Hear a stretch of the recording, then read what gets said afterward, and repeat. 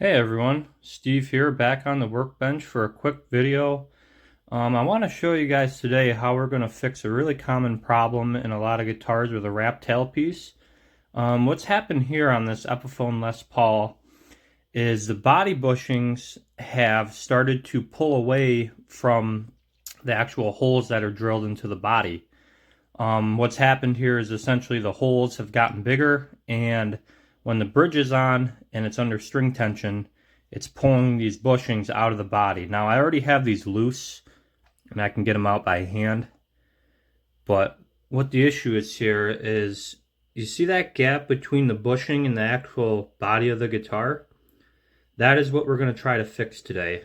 And I've done this method a couple times, and it's pretty simple, it's cheap, and it's worked well for me in the past. So yeah, it's really simple. So what we're looking at for what you're going to need is Teflon tape, some wood glue. This is a bushing puller. Now if you're in this spot, you're probably not going to need it because they're already loose, but if not, you can pick these up cheap on Amazon. They're a good tool to have if you work on guitars. They're really simple. All it is a piece of all-thread bolt with this pulling head on the bottom of it. You put that around the post that screws into the bushing, and then when you thread the wing nut down, it pulls it out. Cheap, easy tool. You can get them on Amazon for like 30, 40 bucks.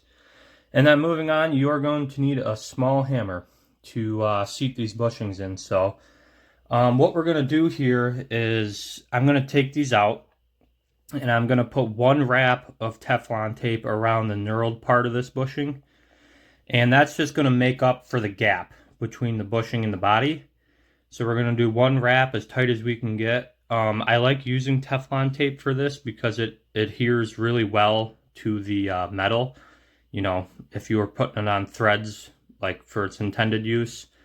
So yeah, you can get it really tight. It's super thin, and you don't need a ton of wraps on this. You know, you don't want to go crazy in 5, 6, 7, 8 wraps. You really only need one, maybe two if you got a really big gap to fill.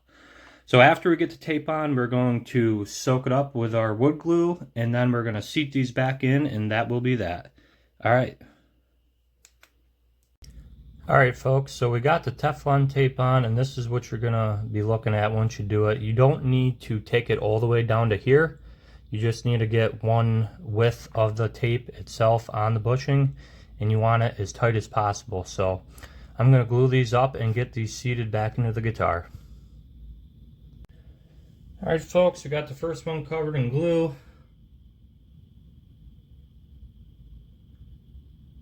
You kind of have to work fast when you're doing this, but you got a little bit of give with the wood glue. So we got her set in place.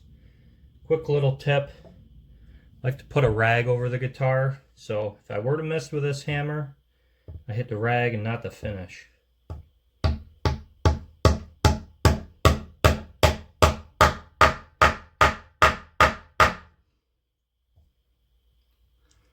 Very nice. Just want to take a peek and make sure you got that down all the way.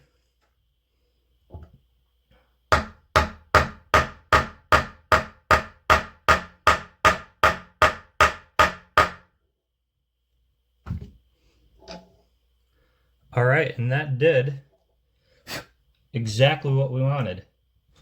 Push that bushing down, filled the gap out with glue. It went in nice and straight. Then you just want to come in and clean up your excess.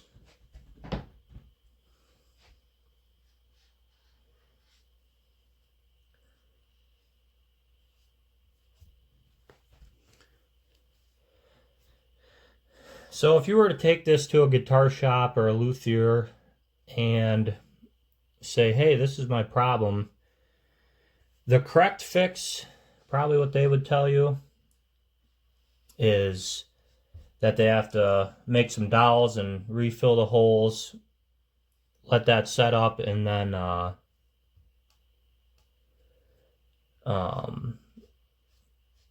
they would put those in and re-drill them.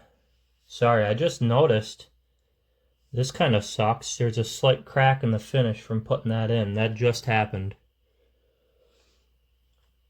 That's what happens when you start hammering on guitars. So I'm going to get the other one set up and we will do that.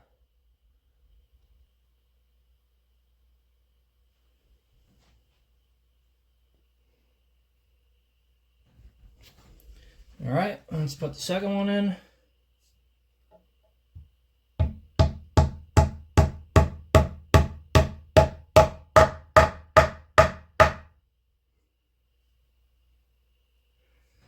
Perfect, that is what we're looking for.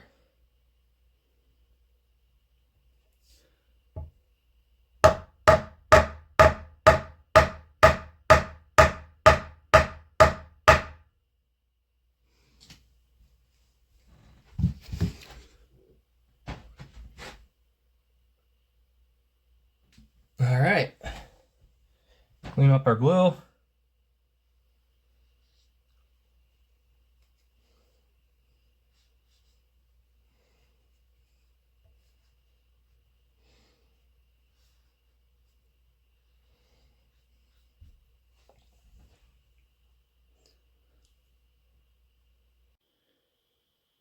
All right, everybody, we just wrapped up our fix on our Epiphone Les Paul, and these bushings went back in no problem.